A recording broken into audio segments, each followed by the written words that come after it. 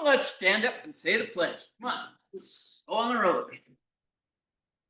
I pledge allegiance to the flag of the United States of America and to the republic for which it stands, one nation under God, indivisible, with liberty and justice for all.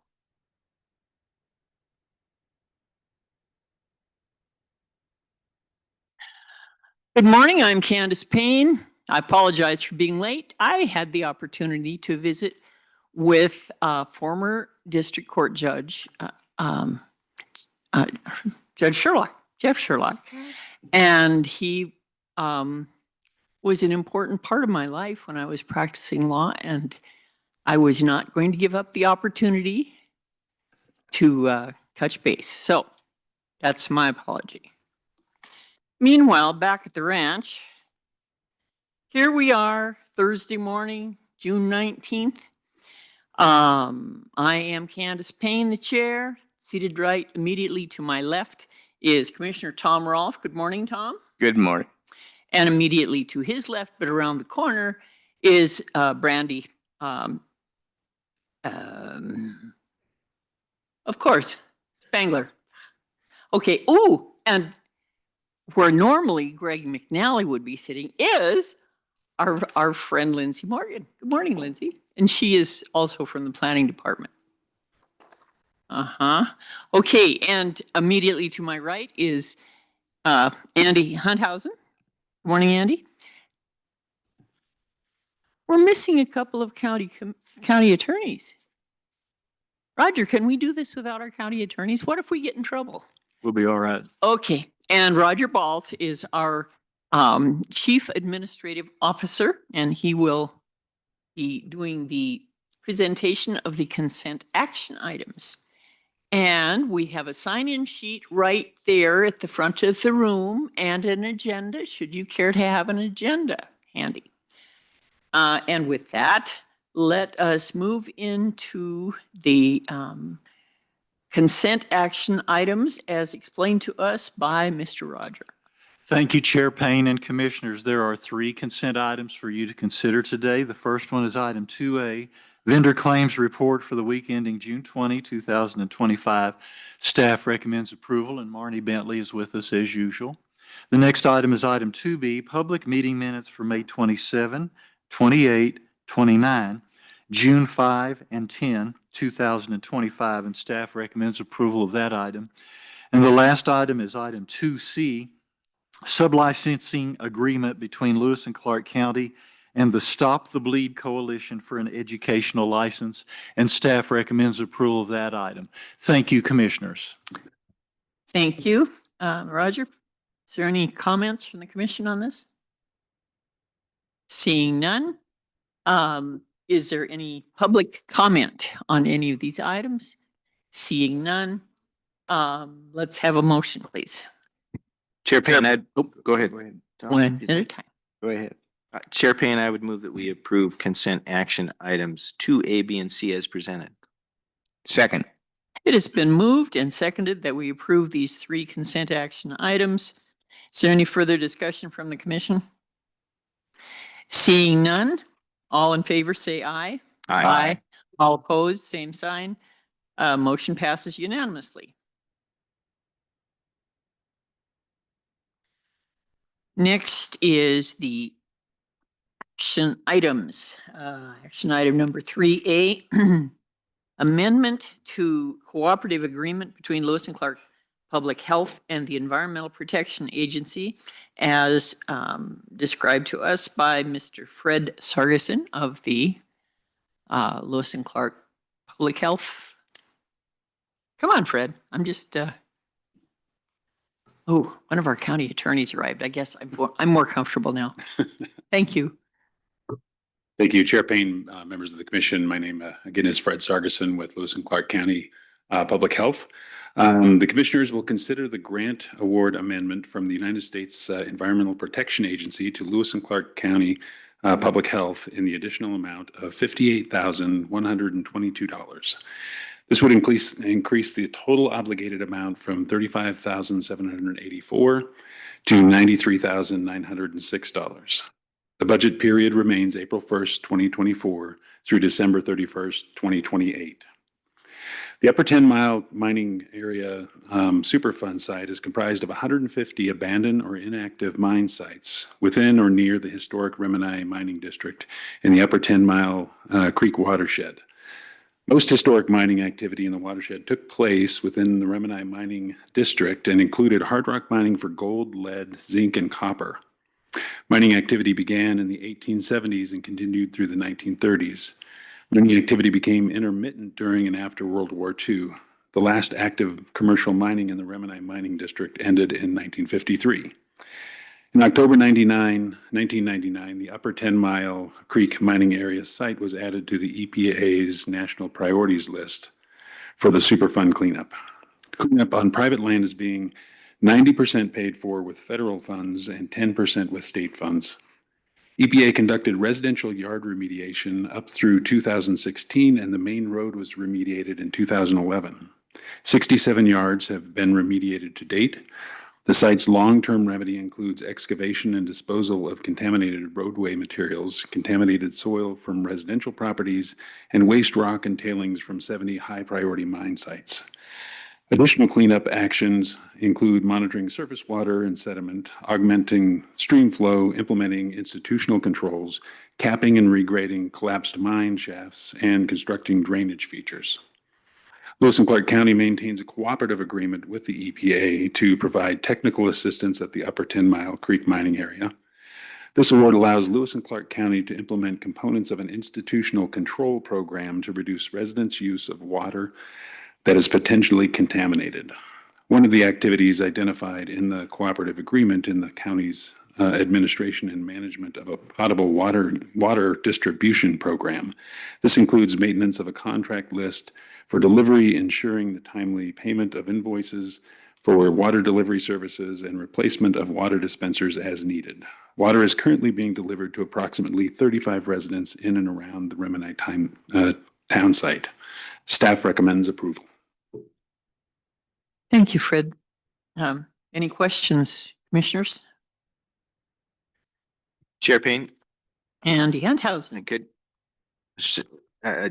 Just to sum it up, I guess, we have a cooperative agreement, and through funding through this grant from the EPA with state partners, we kind of act as the agent on the ground, helping make sure this stuff happens there. So applying some of the institutional controls and partnerships, making sure that these folks that have been identified, these 35, have been identified to receive water deliveries, to make sure that happens, bills get paid, just as you just said, and we are just the agent. So this is not on the county taxpayer. This is our partnership with the EPA and the state to kind of provide this local service, correct? Chair Payne, Commissioner Handhausen, that's correct. And this is an additional amount on an existing grant for completion of that through, was it 2028? Great, thank you. Just wanted to have that on the record, Chair. Thanks. Along those same lines regarding funding, I see on the, I believe it's page 4 of administrative conditions down under contingent funding, sub C, there is a sentence that says the total approved assistance amount identified on line 12 of the budget table of this award is contingent upon the availability of appropriated funds. And I'm thinking that probably refers to the uncertainty of federal grants at this juncture. I think, Chair Payne, Commissioners, I believe that is probably standard language for that purpose when I've dealt with federal grants before, to make sure that any funds that are committed are contingent upon appropriation and authorization by Congress. Since I'm new, I'm going to verify that when I get back to the office. If there is a different answer to that, I will ensure that you become notified. Thank you, Fred. You bet. Tom, do you have any questions? No, I just, it is a important part of making sure that people are healthy when they live up there, and not pick up any of the trace minerals that are floating down some of those creeks and in the soil and whatnot. So something needed to be done. Thank you, Tom. Is Any further commission questions? Seeing none, is there any public comment? No public comment today. Could we have a motion on this, please? Chair Payne, I would move to approve the amendment to the cooperative agreement between Lewis and Clark Public Health and the Environmental Protection Agency as explained by Fred Sargeson. Second. It has been moved and seconded that we approve the amendment to cooperative agreement between Lewis and Clark Public Health and the Environmental Protection Agency. Is there any further comment from the commission? Do not. Seeing none, let's, all those in favor of approving the amendment to this cooperative agreement as presented by Mr. Sargeson indicate by saying aye. Aye. Any opposed, same sign. Motion passes unanimously. Oh, and it's our friend Christal Ness. Good morning, Christal. Good morning, Chair Payne, Commissioners. Christal Ness, Development Services Supervisor. This morning you have on your agenda, we've received a petition to abandon 2 alleys over on the west side. We'll have a later discussion when we actually have a decision on this matter. But for today, we need to order an investigation, and I would like to have a volunteer from the commission to come and take a look at these alleys and have a discussion with county staff about the possible abandonment of those alleys. Could you give a little indication as to where these alleys are located? Are they in the city? Chair Payne, no, they are located in the county. So they are actually over off of Williams Street. So that would be north of Highway 12, in west of Williams. Okay. Okay. Any volunteers? Chair Payne, I'd be happy to volunteer, and I have a question. Uh-oh. Now you're in trouble, Christal. I'm glad you volunteered. Thank you. And then what is your question, Commissioner Hunthausen? So, as you said in your remarks, that the real meat of the thing is after the investigation, and we'll have maps and look at this and make a decision, that kind of thing. But just a little bit about the process, why we do this, what the steps are, just so the public who might be curious about how this happens, the process, I guess. Please. Chair Payne, Commissioner Hunthausen, yes. So when the county receives a petition, we verify the signatures on the petition are in fact freeholders of Lewis and Clark County. Then by statute, we have to order an investigation. That's the very first part of our consideration of a petition to either abandon, establish, relocate a county road. So at the second hearing, then, we will present all of the information, how the roads were created, where they're located, conditions on the ground, conditions of our investigation that we do. We will post signs in the location. We will notify the abutters by mail. And we will also have a notice in the independent record for our legal notice requirements. And then the commission will make a decision on whether or not they choose to abandon these 2 alleys. And if they do choose to abandon those alleys, then there will be conditions of approval. Once those conditions of approval are satisfied or decided by the commission, then all that will also be mailed to the abutters. And everybody who is in the immediate vicinity of these roads or abut these alleys will be notified of our decision. Great. Thank you very much. Thank you, Chair Payne. I have a question, Christal, and I don't know if this was within your sphere of knowledge, but so if the county is abandoning these 2 alleys, then they become part of the private property and so subject to property taxes. Is that correct? Chair Payne, that's exactly right. Back in the late 1800s, if any of those of you have enjoyed the tour train, back in the late 1800s, when they were trying to figure out where the capital was going to be, We have all of these platted additions on the west side. All of those alleys and streets were platted as rights of way. So those property owners are not paying taxes on those. Those are actual tracts that were part of the alley and road system. When we abandon those alleys or roads, that it is subject to a survey that will divide that property between the abutting property owners. So one of the things that we will require if we decide to approve this alley abandonment is they will have to prepare a survey and deeds for the transfer of that property to the abutting property owners. I'm sorry, who puts these documents together? Is it the county or is it the landowner? Chair Payne, the landowner is responsible for having the survey prepared. The county prepares the deed from the county, quit claiming whatever interest we may have in those alleys to the property owners.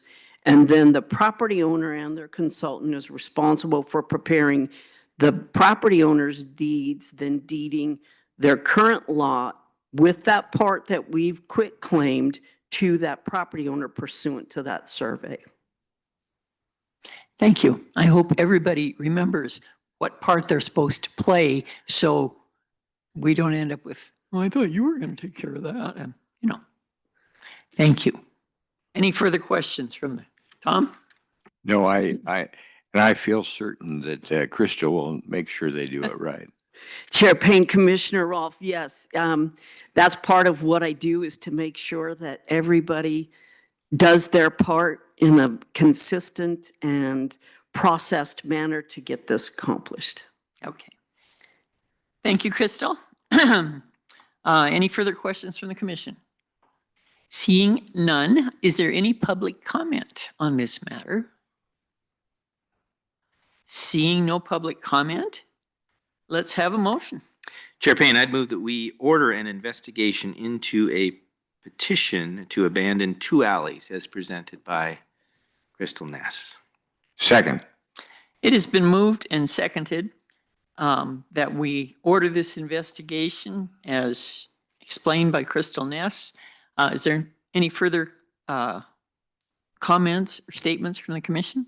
Chair Payne, Andy? just a recognition that I volunteered. I think without absolutely. objection, I'll be the designee from the commission on the All right. investigation. And we appreciate your stepping up to assist on this onerous task. Actually, whenever you get to go investigate something with Christal Ness and that group, it's always kind of fun. So It is. anyway, thank you. And so it has been moved and seconded that we approve the order to investigate and order investigation into a petition to abandon the 2 alleys as described by Christal Ness. All in favor, say aye. Aye. All opposed, say same sign. The motion passes unanimously. Okay. Now, action item 3C, a resolution 2025-40. Resolution of intention to adopt an updated Lewis and Clark County growth policy. And we've received a lot of information and updates on this, and I appreciate all the work that Lindsay and Rachel have put into this. And so now we can call upon Lindsay Morgan to remind us how all this is going to come together and work wonderfully. Good morning, Commissioners. Lindsay Morgan, Land Use Planner for Lewis and Clark County. Today, you will be considering Resolution of Intention 2025-40 to adopt an updated Lewis and Clark County growth policy, replacing the existing growth policy and its addendums, the Helena Valley Area Plan, and the Lincoln Growth Policy. Last Thursday, June 12th, I presented the growth policy update to the Commission, and a public hearing was held. Following that hearing, the Commission voted to continue the hearing until today. During that meeting, I also mentioned some staff recommendations for amendments to the draft document. And these are grammatical in nature. There's some punctuation. I included them in your packet this morning. I also have them available in PowerPoint if you want me to present those on the screen. Staff is recommending that if the resolution of intention is approved this morning by the commission, that a comment period be opened until Friday, July 18th, 2025 at 5:00 p.m. Following this comment period, staff is recommending that the county commission reconvene on either July 24th or July 29th, 2025 to consider a final resolution to adopt the county growth policy update. Do you have any questions for me?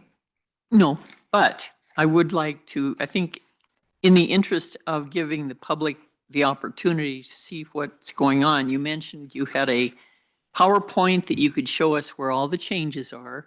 And I think in the interest of keeping this, getting us all properly informed, it would be helpful if you did that. So I see you've got it here for us.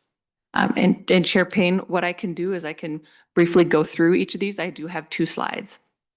So the draft amendments for commission's consideration, the additions have been bolded and underlined. You will see that there is some bolded language in there, but that is just bolded in the document itself. So it'd have to be bolded and underlined for it to be considered an addition. Deletions are shown with the strike through. So on page 2, just want to make sure that the title of chapter 3 is correct. It's chapter 3, County Realities, Existing Conditions. That is not worded correctly in the document. Page 61, under noxious weed program at the bottom of the paragraph, just want to eliminate the word and before insect. On page 61, under challenges to noxious weed management, just wanted to add an is so that it states additionally there is a considerable effort. On page 66, under outdoor recreation priorities, just removing the S from trails.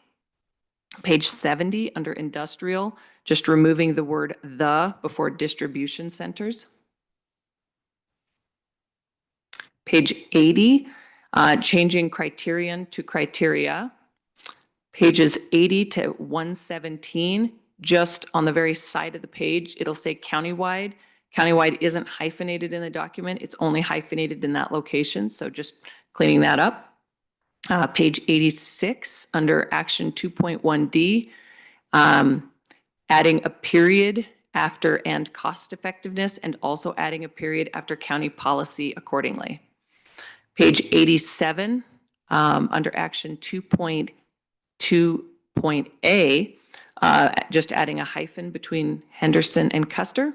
And on page 156, under evaluating impacts, changing is to are. Those are the changes that staff is recommending today. Thank you, Lindsay. And in my mind, these are pretty much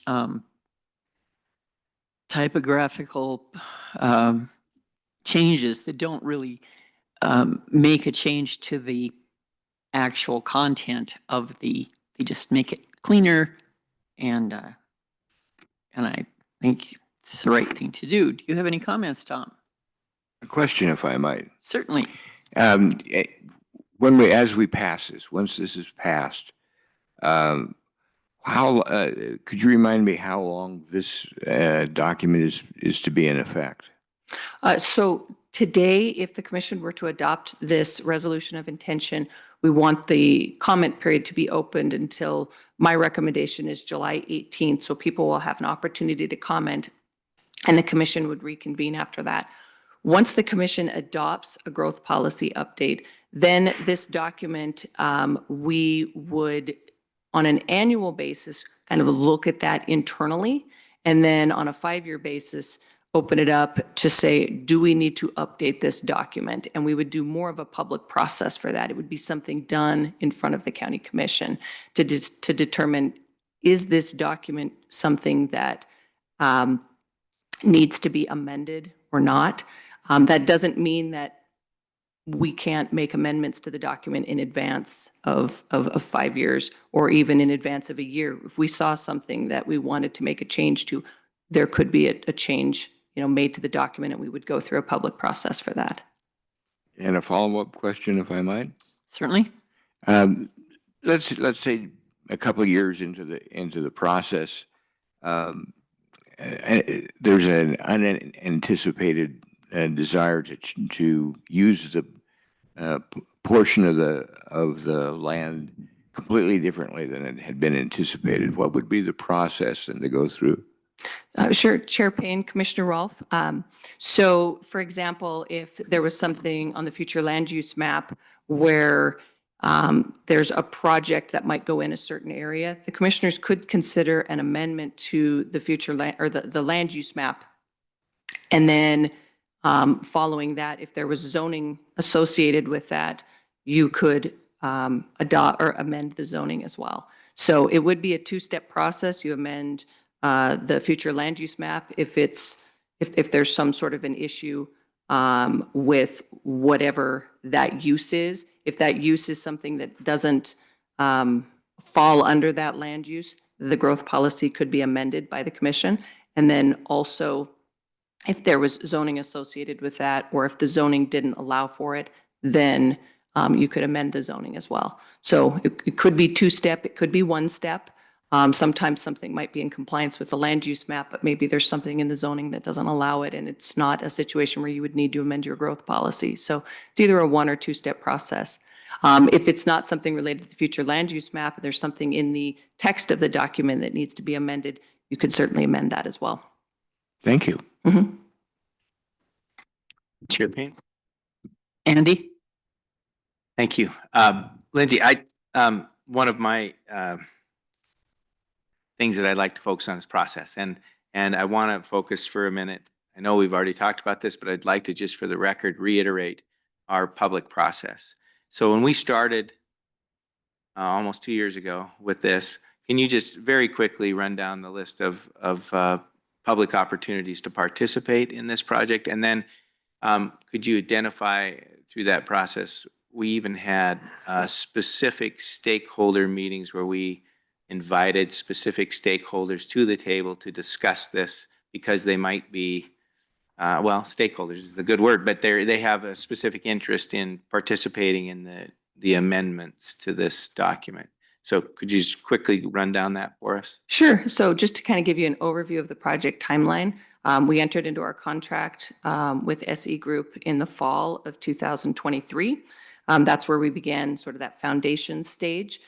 During the foundation stage, we looked at all the existing documents, all that stuff that we have out there. And then at the same time, we also created a technical advisory committee. And that was comprised of people from, both City of Helena, City of East Helena, county staff. There were, state agencies, and a lot of people from different areas around Lewis and Clark County, different types of jobs. We had people in healthcare, water, wastewater treatment, housing, a variety of different people that served on this technical advisory committee. In the spring of 2004, we call that the visioning stage. That's where we went out to the public and we held 6 open houses around Lewis and Clark County. We had one in Augusta, Wolf Creek, Lincoln, 2 in the Helena Valley, 1 on either side, and then also here in the City County building. We also had stakeholder meetings at that time. We've had a total of at least over 15 stakeholder meetings with people from, again, different areas of expertise or different backgrounds, multiple agricultural stakeholder meetings, meetings with Helena Business and Industry Association, Helena Association of Realtors, conservation groups, recreation groups. We had people from, healthcare, just a variety of different people so that we could get input from everyone regarding this draft document. In the summer of 2024, based on, all the information that we obtained during the visioning process, which I guess we also had a survey at that time, which we had open for a period of time where people could provide input online to us. We also had a specific email address so that people could provide us comments directly on the growth policy update. During the summer of 2024, that's where we did the plan development stage, where our consultant, drafted a document. Then once we received that document, we edited it and sent it back. And then once it came back to us again, we started a second public engagement process, which was in October of 24. During that process, we went to the farmers market and met with people. We also had 3 open houses, one in Augusta, one in Lincoln, and the one here in Helena. We also had multiple stakeholder meetings again at that time. We had multiple with agricultural folks, and we had a large one with HBIA and Helena Association of Realtors.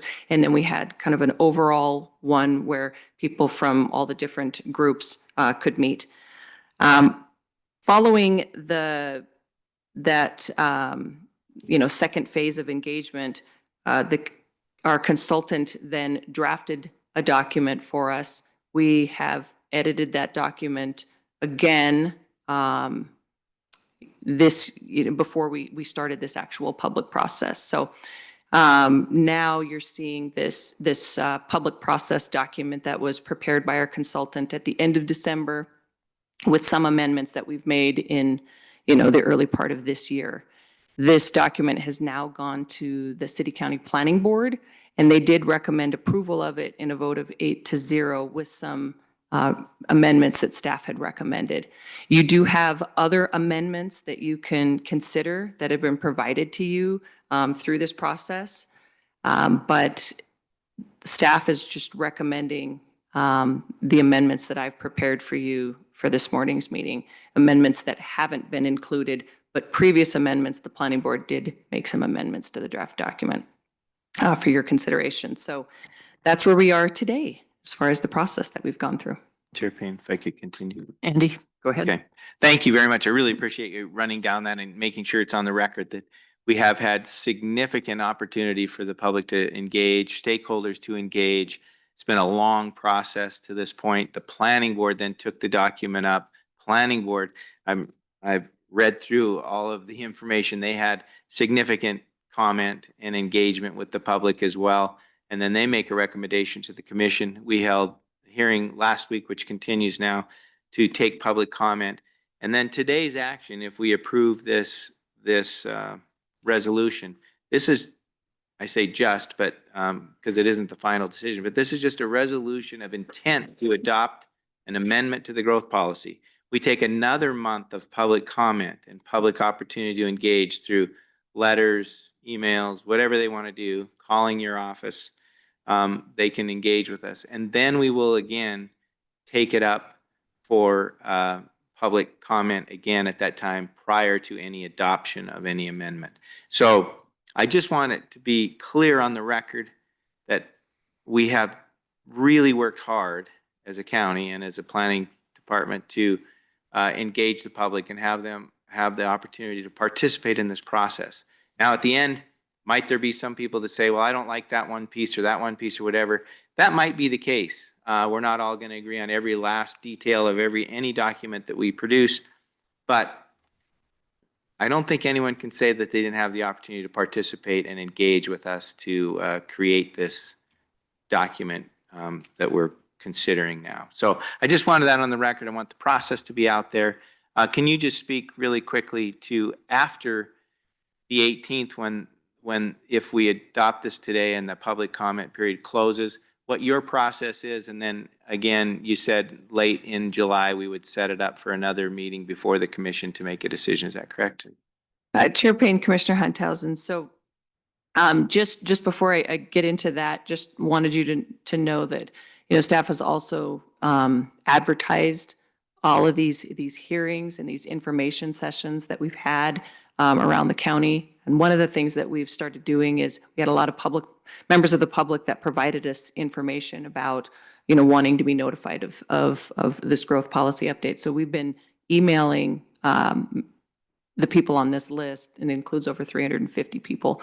We've also done legal notice and social media things like that. So as far as what happens, so the comment period under my recommendation would close Friday, July 18th. I'm recommending that the commissioners set a date specific after that to reconvene, either the 24th, which will be a quick turnaround time for staff, but we could make that happen, or the 29th of July to reconvene.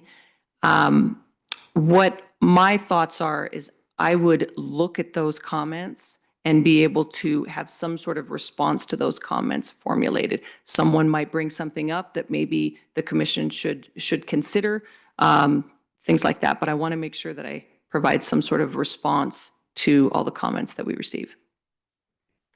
And Chair Payne, if I could, and then on, let's say it's 24th or the 29th that we take it up again, and then what is our role at that point? At that point, when you take it up again, staff's recommendation would be that you would adopt a final resolution. Okay. To update the growth policy. And then once that is adopted, any previous growth policy or its addendums would no longer be in effect. Thank you. Thank you, Chair Payne. Thank you, Andy. Appreciate you getting that all nailed down. Anything else, Tom? Nothing more at this point. Okay, is there any public comment?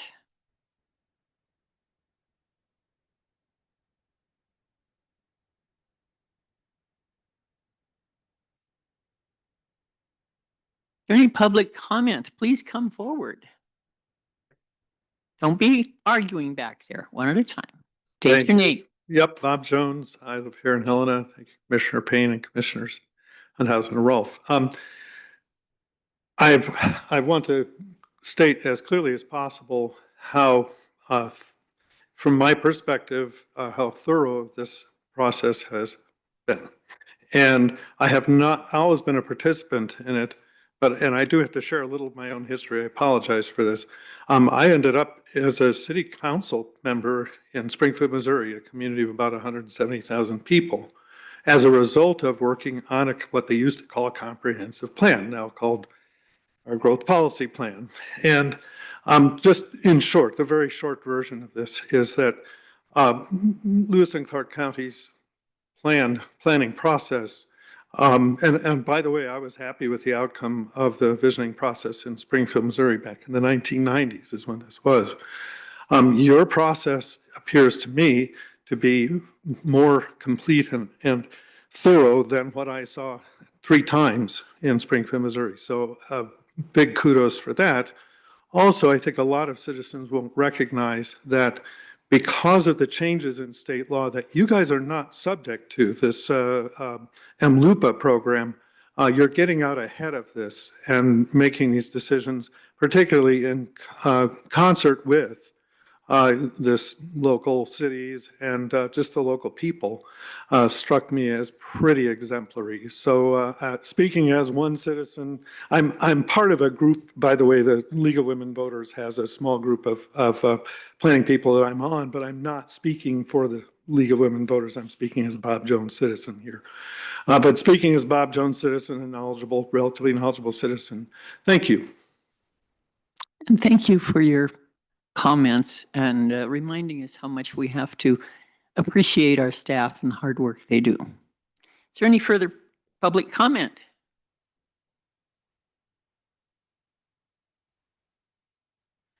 If the public comment doesn't get moving. We got to sorry. Good morning. My name is John Heron. Reside at 2855 Sundown Road, Helena, Montana. Sorry, I have a very bad sinus infection, so my voice is not very good.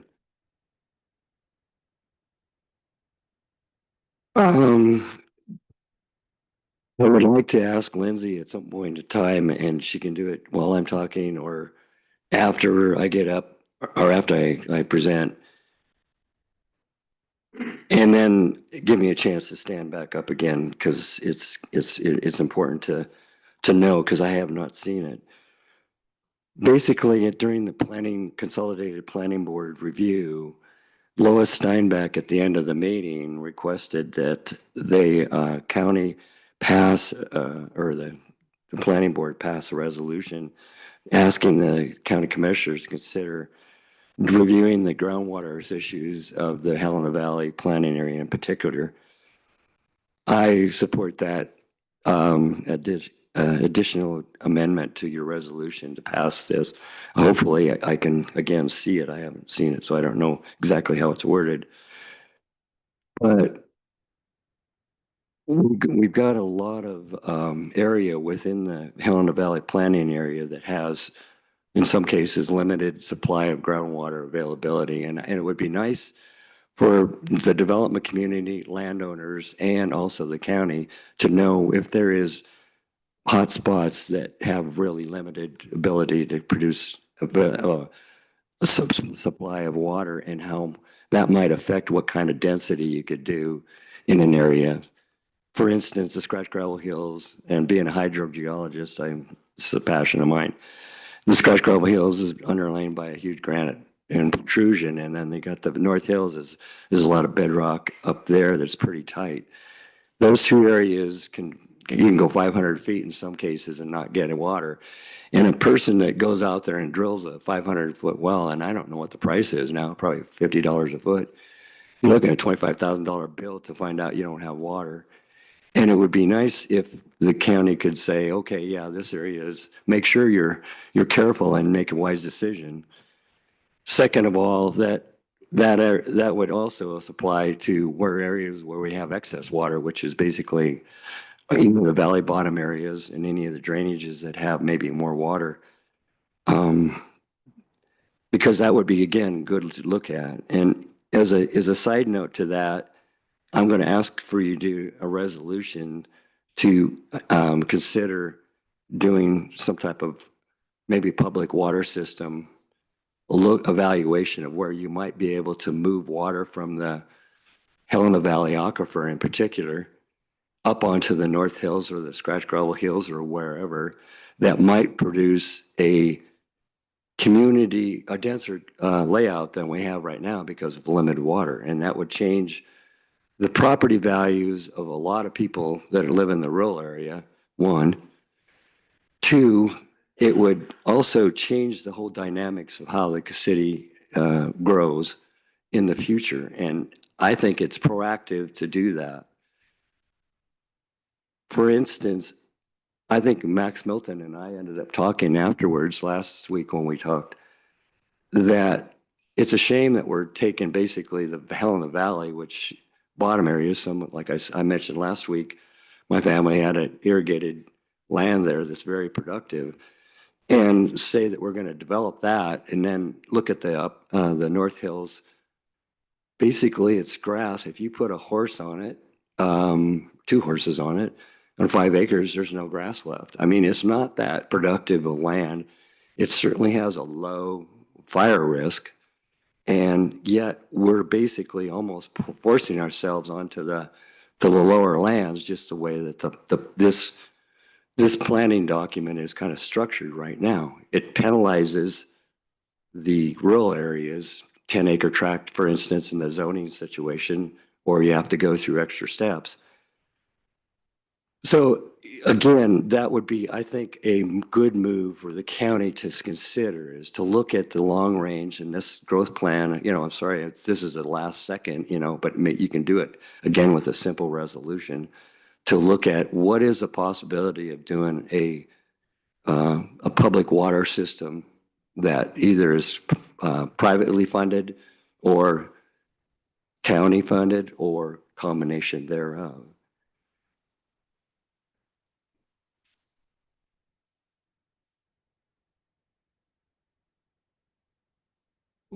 In the second resolution, I'd like for the county to look at.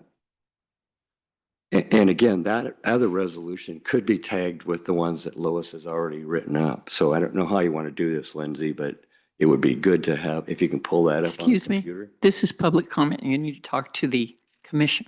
Thank you. Well, That's the rules. She is not a member of our commission. Thank you anyway. I'm asking how we're going to do this, just. Your comments will be considered. Thank you. So the second resolution is regarding fire protection. And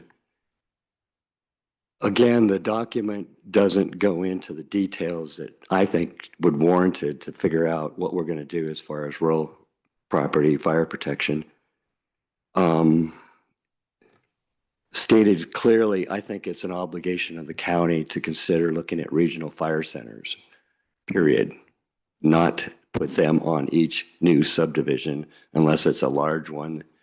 I don't think it's justified. The county's own 2018 paid for fire assessment said that they should consider fire protection on an individual basis per the applicant and what it considers. And that's not being done the way it is now. It's basically one size fits all, put in a $30,000 gallon minimum storage system that can produce 250 gallons a minute for 2 hours, which is almost pushing the limit. And if you get any larger than that, you're going to need three-phase power. So as I said last week, it's very restrictive in what you can do as far as the development. It basically blackballs too much area.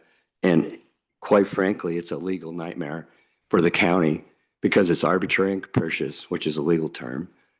And it also is targeting one aspect of the community versus the other community members who benefit from having a water system that's close by. So it's very easy to do. And I will give you a concrete example of where the county could go. The corner of Stemple Pass and Fletcher Pass, that road right there, there's a highway department, huge pad and a building right on the edge of the creek that was created for basically sanding the roads.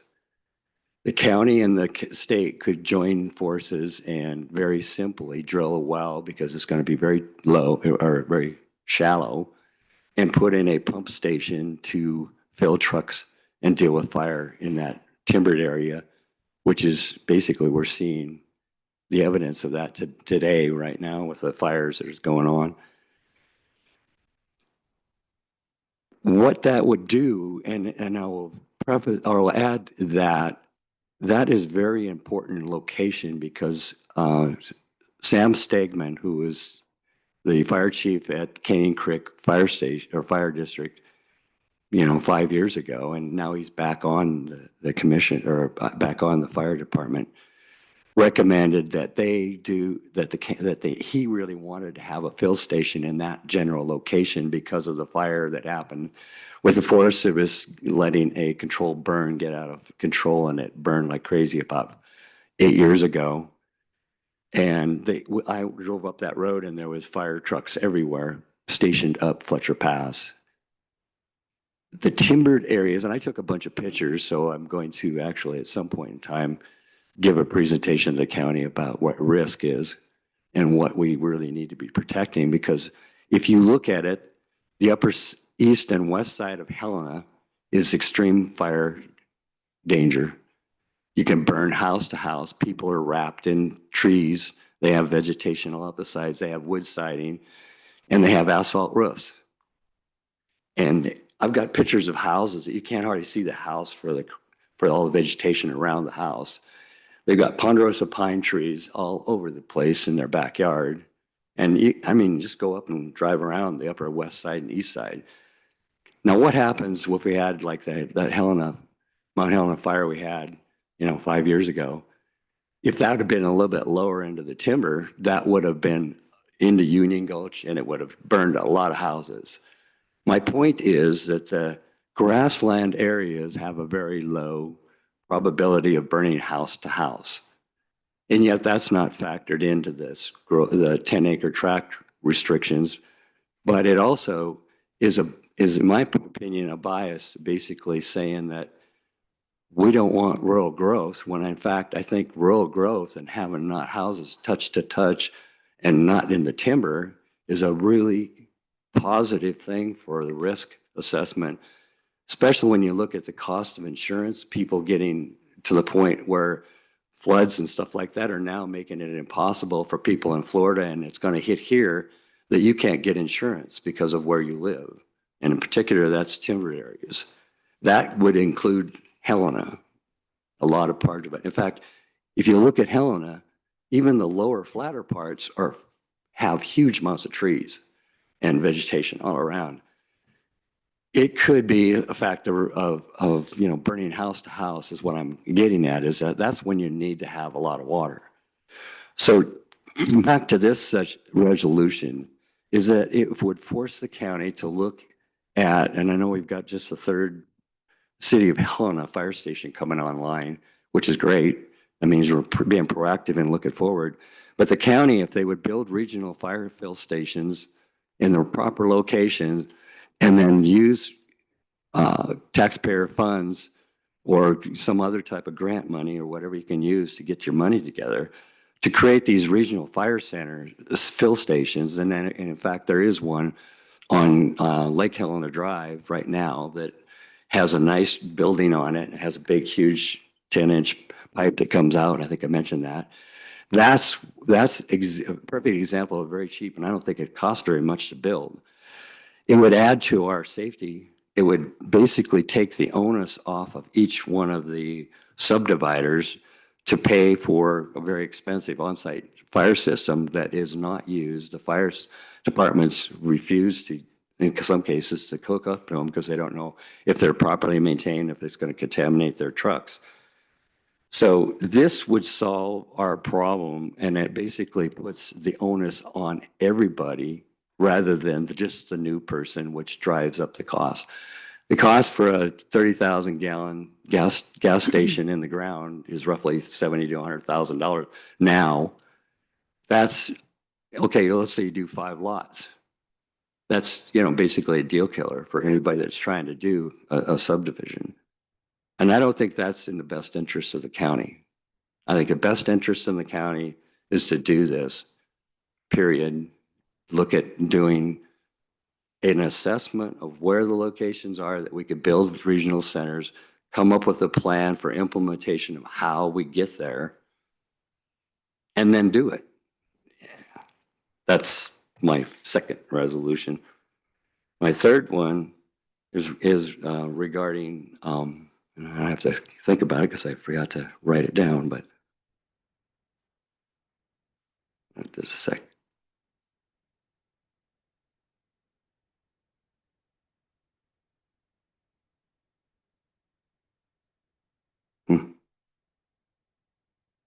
Oh, and by the way, I want to add a caveat. If they could put a timeline on both of these things to have this done before the subdivision regulations are presented to the county commissioners, which is predicted from, according to Lindsay, by the end of this summer. And the reason being that I think it does a really important benefit for you folks to have something that's more updated for fire, water supply. And the third thing is maps and growth trends. You look at the growth policy and it really is kind of like just a broad spectrum. It's not detailed enough to know. I've asked the county, Greg McAnally, 3 times if he would continue to create a chart basically that was created for the lawsuit, and I mentioned this last week, for the offsite road litigation with Christensen case, where the county took together and looked back, I think it's probably 10 years or so, and they said, here's how many subdivisions are being done, here's the size, they have water, public water, they have individual water, they have septic system, blah, blah, blah, and it's all on one page. And, maybe 3 pages or whatever. It's simple, it's easy to track, and it gives you an idea by year how the community was growing. For the Helena Valley planning area, we don't have that. I don't see that in any of the maps produced. I don't think the staff knows it. I don't know it. And in talking with Lindsay about that, she says, well, yeah, that makes a lot of sense.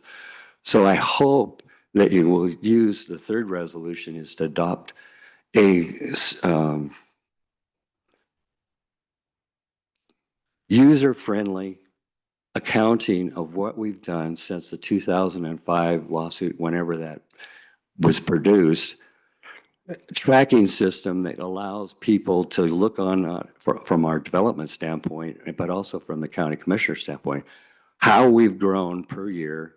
And again, kind of detailing what the general is, what the general aspects of each one of those done. Now, Greg's comment was, well, we don't know if those lots were created, if they were actually put into use, which is a second, number 2 underneath that one is maps and planning documents that are, growth trend documentation charts and stuff, is to put in an additional idea of how the lots are not being built on. And Greg said that's a little tricky, but it's like I think we have a large inventory of some lots out there that are already there, but they don't have a house on it. So one of the things you could do with the computers and computer people that know is basically know when they either get a septic system permit or if they have to actually switch over to being taxed as a house versus open land. And that would allow us to say, okay, this area here is all of a sudden starting to pop with a lot of houses, but this area is just dead and it's not doing it. And what is the issues over here? Do we have an inventory problem, or do we have a systems problem? And that would be, to my mind, a very positive way for the county to be able to not only interact with the community, but use that as a planning tool to go forward to say how here's where we're growing, here's the issues that we're dealing with in those areas, and where we're going. And if you use the trends, maybe where we're going in the future, and be able to be more proactive. So that would be item number 3, is to ask for the county commissioners at this meeting to add a third resolution onto that. I don't know how we do it with this request, because again, I'd like to see it, if we could post it up on the thing, what that resolution is, or verbally say it, or is it not part of this? And if it isn't, then I request that, Lois's, because I think it did pass the consolidated planning board. I'd like the opportunity to readdress if something comes up that in your discussion or whatever about that at that point in time. Thank you. Thank you for your comments. Is there any further public comment on this matter? Seeing none, let's have a motion. Chair Payne, could Yes. I ask Lindsay a question, please, prior to a motion? Okay. Go for it. Thank you. Ms. Lindsay. Ms. Morgan, the document that we're considering today is resolution of intent to adopt a growth policy. So if we were to move forward with the resolution on the table today, that just opens up a continuation of a comment period. So if we were going to consider changes to the document prior to adoption, that would essentially happen at the next phase, and all the public comments, whether it was last week, this week, and over the next month, staff will take into consideration, and we will take into consideration as we get them and read them, and in our discussions with you for potential amendments to the document. Maybe there will be, maybe there wouldn't be, but that's kind of how the process would work, correct? Chair Payne, Commissioner Hunthausen, correct. Thank you. Thank you, Chair Payne. Just want to talk about process a little bit there. Ready to make a motion if you're ready for it. Thank you, Commissioner Hunthausen. I'm so glad you ended that as a question. That was a good thing to do. Okay. So, did we do the motion? No. Okay. Let's have a motion to approve the resolution of intention, resolution 2025-40, a resolution of intention to adopt an updated Lewis and Clark County growth policy as presented by Lindsay Morgan. All in favor? Commissioner, We got to do the motion. we have to do the motion first. Go for it. So I'd like to make that motion to adopt resolution 2025-40. And I'd like to just recognize that we are also including these changes that are on our screen and that we have gone over with Lindsay at this point. Second.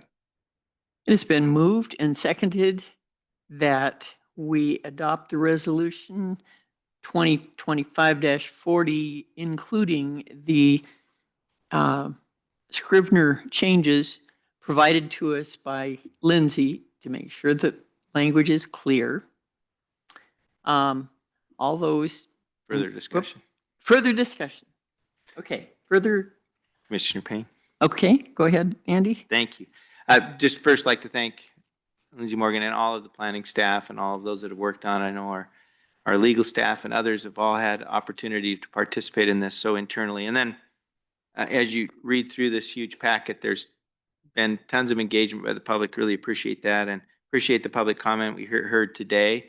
And I'd like just to say, as one commissioner, all of that public comment that I've been hearing and today's public comment sparked several questions for me and some interest, and I'll be following up on that. So it is important that we hear it. And I'm glad we're at this point where we can take this next month to kind of gather that last input, make any changes to the document that we need to make and move forward. And again, I think it was discussed last week that this is not a regulatory document. This is a guiding document.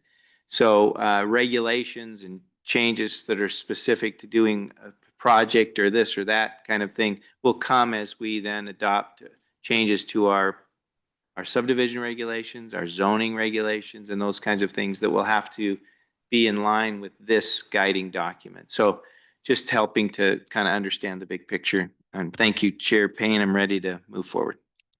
Thank you, Commissioner Hunthausen. We appreciate your long-term experience in how to get through these things. Commissioner Rolfe, comment? Yeah, I thought Mr. Herron's comments were very interesting. The 3 points that he made were wanting to understand better the water availability and maybe somehow dealing with areas of excess water as well. Having fire districts that are pre-set up, rather than making it incumbent on each subdivider, and to have a tracking system to see where growth is going. And I think those things can all be handled separately, but I sense that there is some talk of those things in the documentation, maybe not as specifically as John would like to see it. I think they're good points to be considered down the road. And I really appreciate the effort that the planning department has made to get a lot of comment. And I hope that they'll take a look and see if there's a way to incorporate, say, some of those thoughts that John has there that would help, that would be helpful for us, and either within this document or as we move forward in another way. But I'm impressed with how hard you worked at getting people. I'm frustrated that there weren't more people involved. I'd like to see more people involved. But I guess you can lead a horse to water, but you can't make them drink. So I guess we need to move forward with it, with this document, and take a look at ways that we can evaluate some of these problems. Thank you. Thank you, Tom. I don't know if this is within the boundaries of our protocol. Can I ask Lindsay to address some of these issues that both of the commissioners have brought up? Madam Chair and Commissioners, you could if you want. Oh, I love it when that happens. Lindsay, would you talk to us about your thoughts on some of these suggestions? One of my questions is, how are we going to pay for all this? So, but that's not your problem, that's our problem. Thank you, Lindsay. Chair Payne and Commissioners, Is your microphone on? it is, I just maybe wasn't close enough. Thank you. A couple of things. One, I want to make sure that we have the end of the comment period established during today's meeting. So I was looking at July 18th, 2025 at 5:00 p.m. And then I also want to have established the date of the next commission meeting when the commission would reconvene. Either the 24th of July or possibly the 29th of July. The 24th works better for us, but it is a tighter time frame for staff, but we can, make that move forward, or we can go with the 29th, or a date after that if the commission wants, further time, that's fine. That being said, when the commission does reconvene, the idea would be that you would consider a final resolution, but you don't have to make that decision that day. It's up to the commissioners. Anyhow, just in response to some of the comments or questions, I wanted to kind of go over a few things. If you remember during the last week's meeting, when I presented, the planning board's recommendation, I mentioned that they also requested that the county commission continue to explore issues specifically related to individual wells and water availability in areas that are supported solely by individual wells. One of the, you'll find on page 102 of the document, which is the commission packets 108, there is something in there that talks about groundwater resource monitoring and management systems. Talks about how the Water Quality Protection District in the Helena Valley currently monitors groundwater in specific locations. The county could collaborate with the Water Quality Protection District to expand this monitoring system to cover groundwater levels, recharge rates, and usage across a broader area, especially in areas where groundwater quality or quantity is of concern. So it is talked about in the document. So that is one of the reasons why staff hasn't recommended any sort of change. But if the commissioners could certainly consider, adding something to that language or elsewhere in the document. With regard to the 10-acre density, just a reminder that the county under zoning and also in this document allows for planned developments. So if you can mitigate constraints, the county commission can consider higher densities for projects in those areas. And then as far as rural fire protection, you'll see under, this is on page 113 of the document, but 119 of the county commission's packet under 7.3A, it talks about regional fire protection. You'll also find under chapter 7, page 177 of the document and page 183 of the commission packet, that it talks about implementing something it's either ongoing or immediate, and immediate ideally would be within 1 to 3 years, implementing something related to regional fire protection. And that is something that we are working with the fire districts on, but it's not something that's been presented to the commission. Thank you, Lindsay. Andy, did you have anything further based on comment? I do, Chair Payne, if Go ahead. with your and the second's permission, I'd like to amend my motion that is on the table to include a public comment closing date of 5:00 on the 18th of July, as well as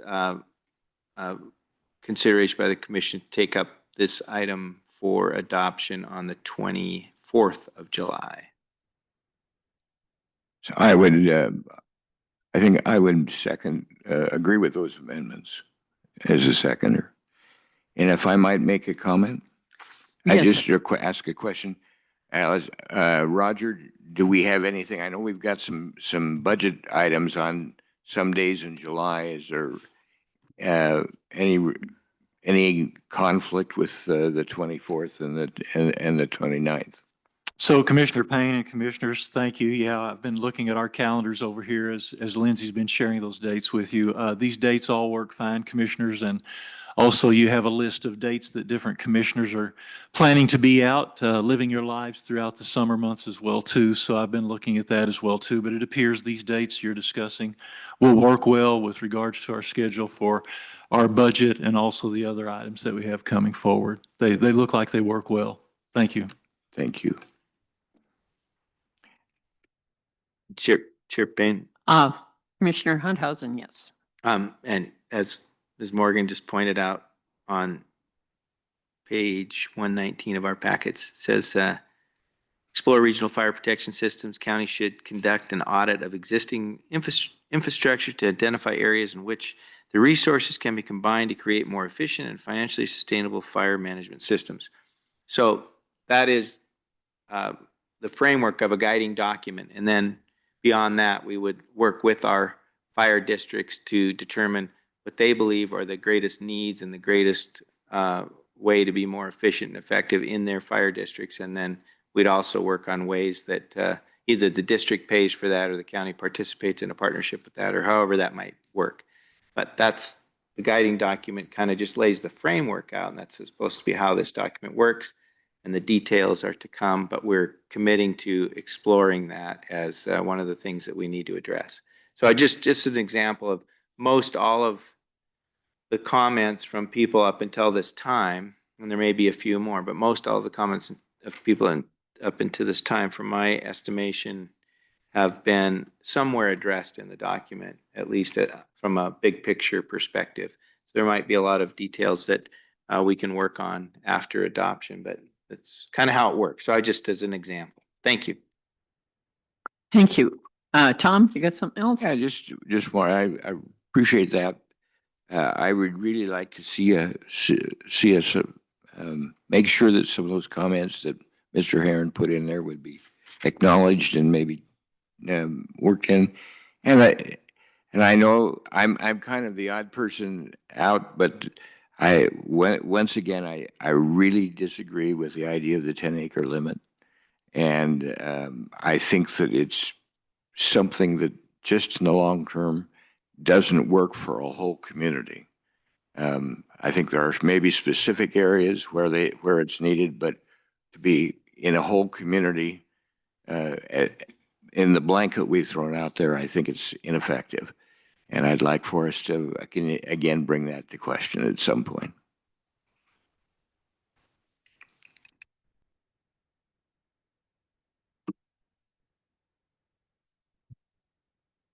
Okay, there endeth the public. Excuse me, I asked if I could come back up. No. Did we already do a motion? Chair Payne, we have a I'm motion, sorry. a second on the table, and there'll be. I'm sorry, Mr. Herron. We are required to follow procedure. Didn't close public comment. I thought I did I not? So, Madam Chair and Commissioners, we have a amended motion and a second on the table. Public comment for this meeting is likely closed.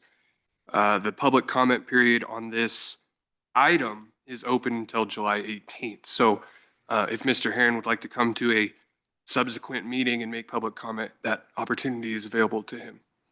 Okay, so he could come back next Tuesday to talk about this particular issue?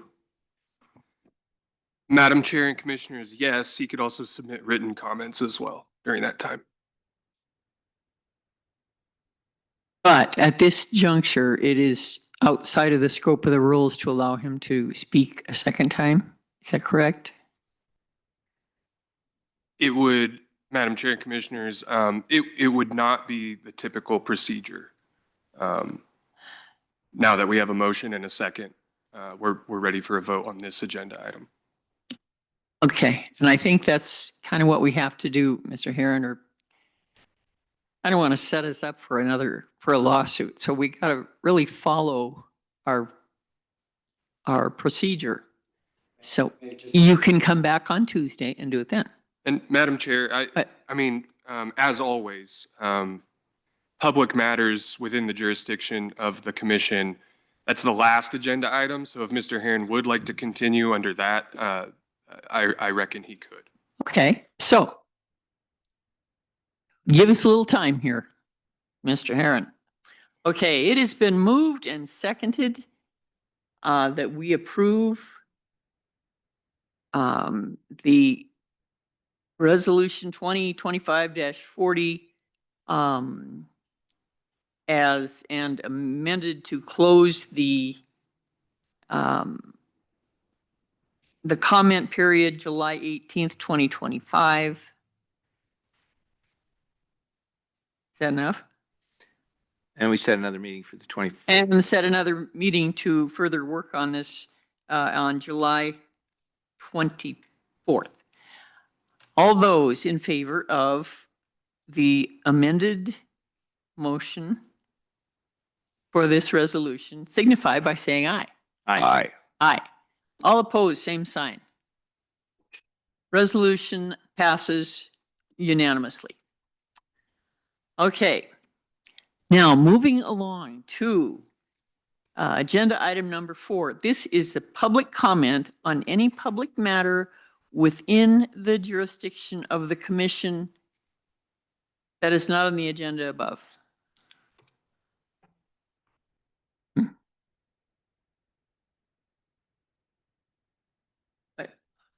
Yeah, go for it. Mr. Herron. Mr. Herron again. I guess I understand the process, but again, I requested if I could speak before you made a motion, but that didn't happen. So, because I needed to hear what Lindsay was going to respond to. It's good to see that the document generally is saying that the fire protection issue should be looked at.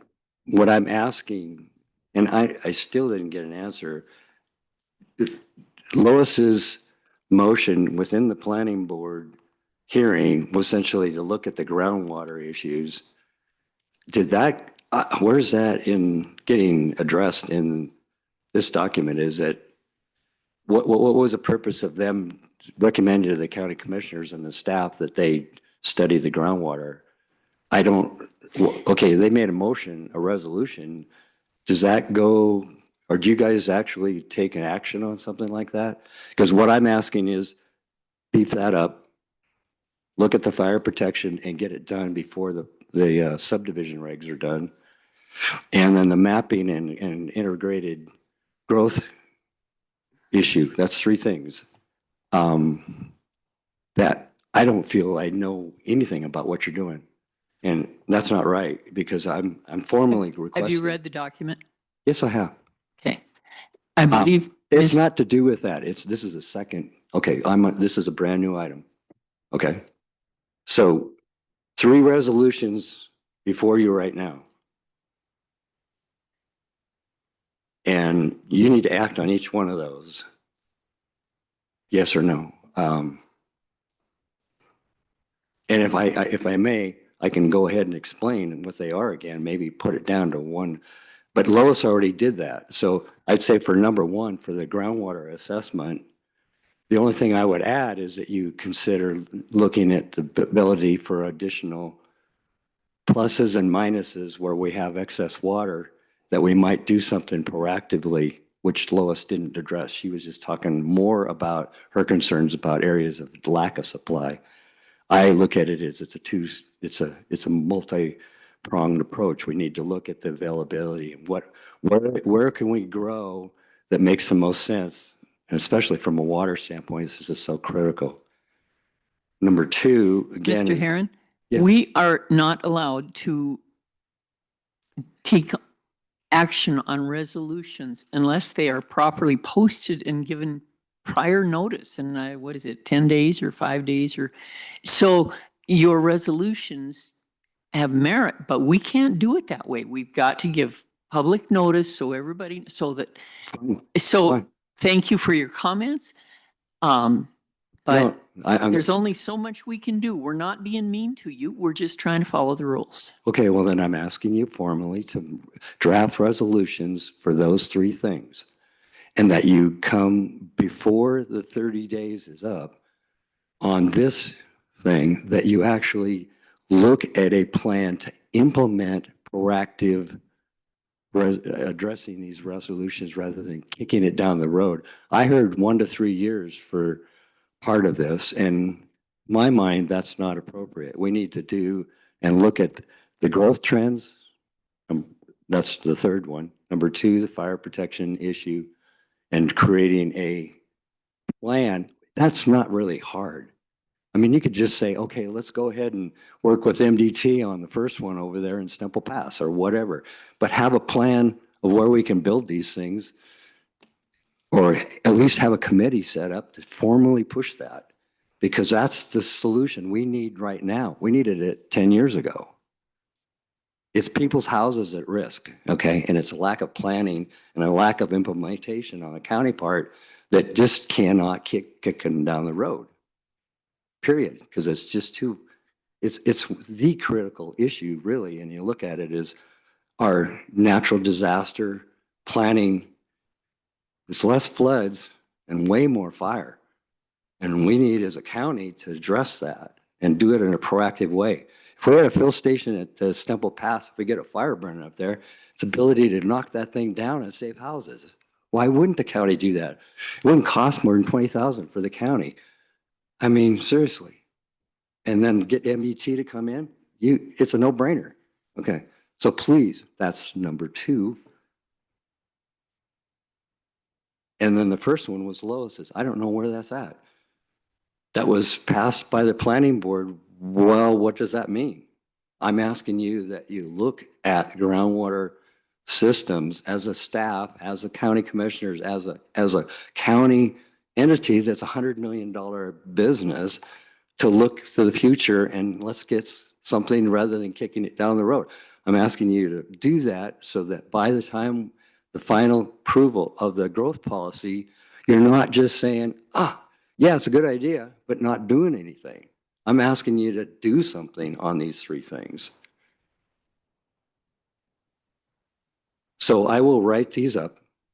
I'll do my best at drafting, but I need to have what Lois's resolution was, because I couldn't write fast enough to know what it is. But if Lindsay could please supply that, or somebody supply that with me in the next week, I will present it to you as fast as possible, what the issues on those 3 things are and why the county needs to be more proactive and moving quicker in identifying ways to address those 3 issues, because they're critical to our growth.